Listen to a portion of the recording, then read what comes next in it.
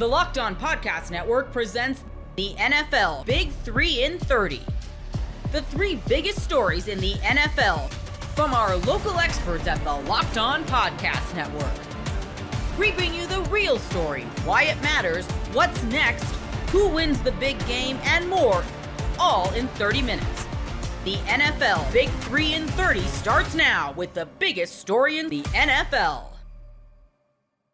George Kittle, a forever Niner, new contract. You are Locked On 49ers, your daily San Francisco 49ers podcast, part of the Locked On Podcast Network, your team every day. This is a phenomenal move, in my opinion. I think George Kittle he belongs on the movie poster, right, of the Kyle Shanahan and John Lynch era of the San Francisco 49ers, drafted that first year in 2017, 5th round pick. Now signs a 4-year extension worth $76.4 million, with $40 million of that guaranteed over the course of 4 years. So he gets $0.4 million more than McBride got, who was previously, for not very long this offseason, the highest paid tight end in the NFL. Now that title belongs to, and rightly so, George Kittle, who is the best tight end in the NFL. Wink, I think you would agree. 4 years, $76.4 million. And let's be honest, hopefully this means that George Kittle retires a San Francisco 49er, goes on the 10-year wall and everything, because he's been everything great that's been about this football team. George Kittle embodies all of it. He really does. I mean, you're talking about a guy that is the best tight end in football. And for my money, the best tight end in 49ers history. And they've had some good ones. I mean, we did a pick a few years ago, a little draft where me, you, and Croc, we did our selections of all-time Niners. And, you know, Brent Jones is a good pick. You know, Vernon Davis, good pick. But to me, there's no question that it's George Kittle. And it's not just for what he brings in the receiving part of his game, but more so for what he does in the blocking game, which will never – you know, there's no stat for that for tight ends, you know, and that's not going to show up when people are like, oh, the greatest tight ends. They're just going to look at numbers. They're going to look at catches and yards and touchdowns and this and that. And that's cool for a wide receiver, right? But we're talking about a tight end. We're talking about a guy who's in the trenches every single play, loves it. When he's mic'd up and he pancakes someone, that is one of my favorite sounds in the world, is the George Kittle giggle. When he's just like a little boy out there, just like, you know, like, I just got you. You're bigger than me. You should have won that. I won. I mean, what he brings to this team, not only with the two things I mentioned, but also in the locker room. I mean, he's just a fun guy. He's a leader. He's everything that a 49er should be. And he's everything you should build a franchise around. And I'm glad that they made him essentially a forever 49er. Absolutely. And I mean, phenomenal with the media, phenomenal with the fans, obviously phenomenal football player, good in the locker room. He's actually made other tight ends in the NFL better. That's how good George Kittle is, because he's doing the tight end university every offseason now in Nashville, where he makes his offseason home. And he's made the entire NFL better, not just the San Francisco 49ers. So phenomenal stuff there. And I look at a team like the Chicago Bears, and they just drafted a tight end, Colston Loveland out of Michigan, number 10 overall in the NFL draft. They spent a top 10 pick on a tight end, Wink. And he Fifth can't round, baby. possibly be, but here's the thing. Sure, draft him top 10. He can't be as good as George Kittle, because he will never, he might be a good receiver. The style of player he is, though, he will never be the blocker that George Kittle is. So at best, he'll be half as good as George Kittle, right? And so when you start, go ahead. Most teams need 2 tight ends to do what George Kittle does. They have their blocking tight end and they have their receiving tight end. And when they come on the field, you essentially know what the offense is going to do. But the 49ers don't have that, because George Kittle's so great at both of those things. When you look, Wink, at what George Kittle's getting paid now, the top tight end in the NFL, $20 million per year. And look, tight end money going up a little bit, right? As every position just about in the NFL, some positions a little stagnant more than others. But for what George Kittle brings you, it is the best money spent in the NFL. Look at what wide receivers are getting right now. The best wide receiver in the NFL gets almost double per year what George Kittle gets. And some of these wide receivers, and I'm going to start reading off wide receivers, Wink. And some of them you might rather have than George Kittle. The top wide receiver per year average, contract average, annual average value is Justin Jefferson's $35 million per year. CeeDee Lamb recently signed his deal. This is from at the end of last year, so not counting the new contracts were even signed in 2025. $34 million per year for CeeDee Lamb, $32 million a year for A.J. Brown. And then you go all the way down to where you start getting to where George Kittle is under $20 million per year. And you get Amari Cooper, Keenan Allen's just over $20 million. You get Chris Godwin. You get Brandon Cooks, $19.8 million. Deontay Johnson, $18.8 million. Christian Kirk, $18 million per year. Jerry Jeudy, $17.5 million per year. And that's the neighborhood that the top tight ends in the NFL are right now. That's where George Kittle is. That's insane. It's a no-brainer. Give George Kittle the most money of any tight end in the NFL, because when you compare it to what other positions are getting, it is a smashing value. And so it's a phenomenal deal. It's a no-brainer deal for George Kittle, even when he starts to get a little bit older and, he's on the wrong side of 30. Tight ends can age pretty gracefully as long as he's able to stay healthy, and he does play a physical style of football, right, Wink? So he really does. Phenomenal deal. It's a no-brainer. You can't, based on the market, you can't overpay George Kittle. Essentially, it's like, whatever the most is, it's a value signing at this point with the way the economics are in the NFL. Yeah, I mean, he's one of those guys that you want to keep around, period. Like, if he retired tomorrow, the 49ers should try to find a way to keep him within the franchise in some way, because he's a huge fan favorite. Like you said, great with the media. He's funny. He's just a nice guy. Like, he checks all the boxes, and that's not even talking about him as a football player, which is why they really gave him all this money, because he's the best tight end in football. There's not one tight end in the NFL right now that I would trade him for. It just wouldn't happen. Even if you're like, okay, you can have him at cheaper. No, I don't want that. I want George Kittle on my football team. I want him to have his 10 years. I want him to be put in that 10-year club. I want him to retire as a 49er. I love George Kittle. Any fan out there that doesn't love George Kittle, come on. Like, seriously, what, do you just not like nice people? Yeah. Just control? Like, come on. I've never actually, and like fans of other teams, it's like, man, I wish we had a George Kittle. Right? Yeah. I've never heard anybody be like, oh, George Kittle's overrated. Nobody says that ever. No, he even did WrestleMania or something too. It did like WWE, and I'm sure he was beloved in that as well. I mean, it just seems like whatever he does and whatever he decides to do, even when he's done with football, I have a very strong feeling that he's going to be successful at it, because he's just one of those guys. Absolutely. I want to talk more about George Kittle, because why not? He deserves his flowers. This is his day. And I think it's awesome news for the San Francisco 49ers here as we head toward 2025, and a big thing to check off for the offseason to-do list before the 49ers get going with training camp. And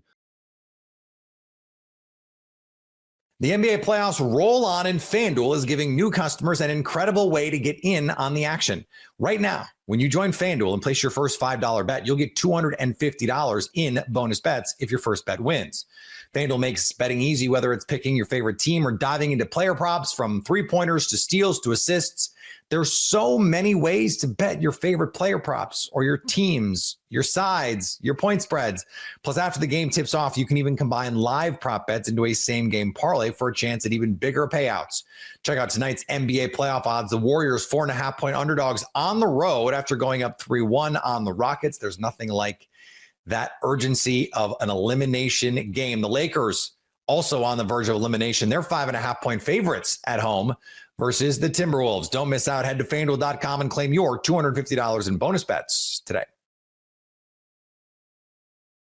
A big payday for Andrew Van Ginkel, but what does it mean for the rest of the roster? You are Locked On Vikings, your daily Minnesota Vikings podcast, part of the Locked On Podcast Network, your team every day. The Vikings extended Andrew Van Ginkel 1 extra year on the deal, but a whopping $23 million, most of which is guaranteed, added to his deal. And the first question in this Town Hall Tuesday mailbag comes from Anonymous, who asks, what's the deal with the Gink extension? If the philosophy is that Turner didn't see the field because he plays the same role as Gink, isn't this a bad sign for Turner?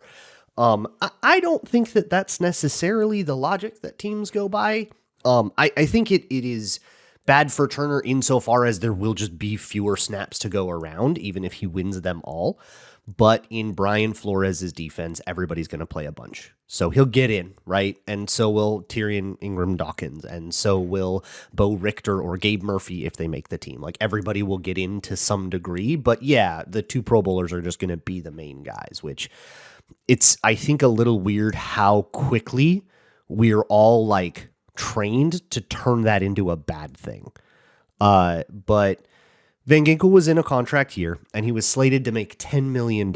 So it does not surprise me a lot that his agent was in the building saying, hey, my client deserves more money, and that the Vikings were willing to oblige. I don't think it's the last of those kinds of extensions, the sort of unnecessary pay raise, but that does right by the player who's earned it kind of thing. The Vikings have also been reported to be in talks with Josh Metellus about such a thing, who, by the way, has the same agent. So I wonder if more news is coming down the pipe there. But yeah, it's going to keep the room a little more crowded for one more year. And yeah, that's going, if your main source of information about if Dallas Turner is doing well or not is snap counts, yep, that's going to be bad news for you. But luckily, Locked On Everydayers are a little smarter than that. What I think is also interesting, I'm curious to see the structure of this, because the Vikings are up against the cap next year a little bit, but not this year. So I'm curious to see how that money is spread out. If however much of it is in like additional signing bonus money is going to spread out over the 4 void years on Van Ginkel's contract, or I guess one of them turns into a real year now. So it's 3 void years on Van Ginkel's contract. And that will spread a lot of that money out, but some of that money then has to also go into next year where the cap crunch is. So I'm curious to see just exactly how they spread that out, but it is all guaranteed except for like less than $1 million of it must be in some kind of incentive or something like that. So most of it is fully guaranteed. He will be seeing that money, but I think we don't really need to big brain it. Dude made the Pro Bowl on a $10 million contract and like deserved more money and got it. It's not a long-term commitment, right? It's just 1 additional year because he is over 30. So like that kind of makes sense. And I think if you want to critique the move, I don't think that critique has anything to do with Dallas Turner. I think the critique would be, well, he's a little older. Are we rewarding him for what he has done versus projecting what we're going to get from him in the future, which isn't always the best team building strategy, but there's a politics to this that can't be denied with how you treat your players and how that in turn affects how much people want to be Vikings, which the Vikings have, their whole offseason has been defined by people wanting to be Vikings, whether the Vikings want them back or not. So that's clearly something that's important to them. Moving on to other questions. Glabnux, Devourer of Pain and Pringles, what a name, says, is this cornerback room good enough or nah? Nah, I don't think so. Not yet. So right now, I mean, Byron Murphy, I'm happy with that piece. Isaiah Rodgers and Mekhi Blackmon both go in a kind of same tier for me. I'll call them a competition tier player, where if you are anointed with a starting job, I think that's a little bit much for you. And I would be a little skeptical about what my expectations are for you. But if you are competing with somebody for that job, then I kind of get it. It's like I'm a little unsure. There's a world where you're good and I'm happy. There's a world where you're bad and I don't want to be stuck with you. I want there to be another option. And they could be the other option for each other. So if you add one more name that's semi-serious and you can then say, all right, we'll take the best 3 guys out of that and those will be our guys, we'll be okay. It could be a world, though, where those guys do compete for the CB2 job. One of them is a Shaq Griffin. One of them is a Stephon Gilmore, right? One of them's on the field all the time. One of them's on the field some of the time. And then the Vikings just stay with the Theo Jackson world, 3 safety, kind of like they did last year. It's interesting with the fact that the draft, they got no safeties. And I don't even think they brought in safeties in undrafted free agency, right? Like there's not a single safety, not one. So that room is what it is. And Theo Jackson is going to be the 3rd safety and they just paid him more. So like maybe they're pretty excited about him.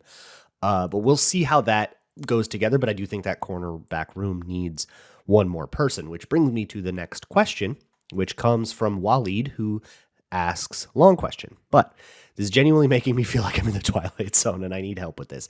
Should we actually believe this Asante Samuel hype? I'm sure it stemmed solely from someone saying they saw him in a nightclub in Florida wearing a Vikings cap, with Asante himself saying he'll be a Viking after the comp pick deadline.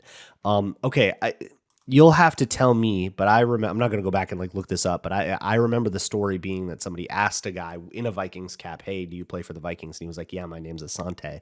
But whatever, details. So as far as I know, that is the only report of Asante Samuel to the Vikings. And I think it's just that it passes the smell test so easily. It just makes a lot of sense. It's an injury prone player. Kwesi loves those at a discount, right? Waiting till after the comp pick deadline aligns with the other strategies we've seen the Vikings do. And yeah, they need another corner, and Asante Samuel would fit kind of it really fits their needs. So it makes a lot of sense. So I think it's really easy to believe. But let me do a quick search. And well, as it turns out, after this question was asked, elsewhere in the world of Score North, that was a Purple Daily tip line thing. That's the deal we're all talking about.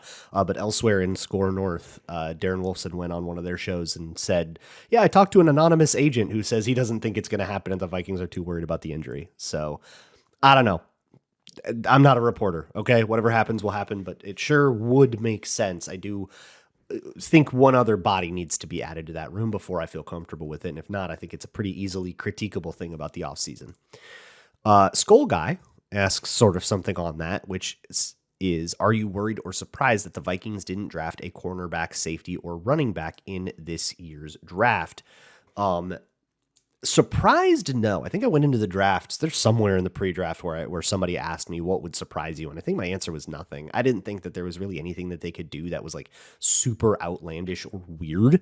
Kind of all options were on the table to some degree, except for I don't know, first round tight end or something wild like that. But not drafting a certain thing when you only have 4 picks isn't that crazy. And Kwesi was actually asked about this. In his post-draft press conference, was like, hey, you didn't get anybody in the secondary. What's up with that?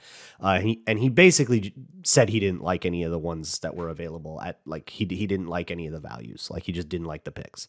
He didn't think that anybody there was worth it at their pick, or they liked somebody else better or whatever. And when you only pick 5 times, that's going to be part of it, right? And you definitely don't want to force that. That's how you get Treadwells. That's how you get or Trey Waynes was kind of another force it pick. And I think that leads overall to pretty bad drafting to force it just because it's a need. And then as for running back, definitely not surprising. Once they got Jordan Mason and Aaron Jones in the building and under contract for multiple years, running back really plummeted toward the bottom of the needs list. Could still be a day 3 thing, competition for Ty Chandler, but now that's just going to be the room. Skull Drew says, according to the consensus board, there were still several draftable corners available at the end of the draft, but the Vikings went with a tight end and then some undrafted free agent corners that probably won't make the team. What is the vision at cornerback? I mean, I guess we kind of talked about it, that it's those 3 guys, and if they add a free agent, then that would help. But yeah, they must have just not been that high on guys like Trey Amos or Savon Revel or any of those guys. And by the time they were up at 97, it was really barren. We were pretty out of guys that anybody even saw as 3rd rounders. Even your Jacob Parishes and Isaiah Porters were gone. So then it was kind of just pick a player that you're high on, pick a player that your coaches like, which sounds like what the process was for the Ty Felton thing. That sounds like somebody that Keenan McCardell signed off on, and I'm going to guess that Matt Daniels signed off on, and you went, all right, you guys go get your guy. We'll go get my guys' guys, right? And that's what that was. At the same time, if you look at everybody's roster prediction right now, it's probably going to have Dwight McGlothern on it, who also was an undrafted free agent, and there's nothing stopping an undrafted rookie from beating last year's undrafted rookie. It'll all be competition. We'll see how it plays out. There's nothing like the energy of a live game, whether it's catching a last-minute Major League Baseball showdown or soaking in the excitement of an NBA playoff game. Finding great seats, though, that used to be a challenge until Game Time. With last-minute deals, all-in prices, and the lowest price guarantee, Game Time takes the guesswork out of buying tickets. Plus, ticket prices actually drop as the beginning of the game gets closer, so you can score amazing seats at a great price. Take the guesswork out of buying tickets with Game Time. Download the Game Time app, create an account, and use code LOCKEDON for $20 off your first purchase.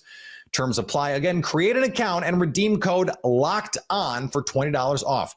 Download Gametime today. What time is it? Gametime. The Chargers made a very rare move on Tuesday using an unrestricted free agent tender on running back JK Dobbins. You are Locked On Chargers, your daily podcast on the Los Angeles Chargers. David, we're starting with news today that, like you said, I was unaware that this was a thing. I mean, I saw Elijah Moore got this the other day from the Cleveland Browns, and then today it comes out. Per Adam Schefter, the Chargers applied the unrestricted free agent tender to running back JK Dobbins, who remains eligible to sign with any team. Dobbins now will still count against the compensatory formula if he signs with another team before training camp opens in July, but the Chargers will retain his exclusive negotiating rights if he doesn't. I didn't know this existed either. I thought basically once you made it to unrestricted free agency, there really wasn't anything that you could do outside of franchise tagging a player.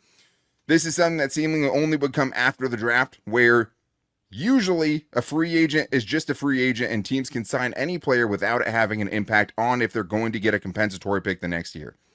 Not so fast, because David, we've talked so many times about Joe Ortiz and him lifting every stone, checking in every corner of the world to try to find an advantage, whether it's an international pathway player, whether it's Jimmy Bell coming in from college basketball, or using this kind of tender on a free agent. And I mean, it is something where I don't think we see this with the prior regime, finding literally any kind of way to potentially have a JK Dobbins signing after the draft, potentially give them a comp pick.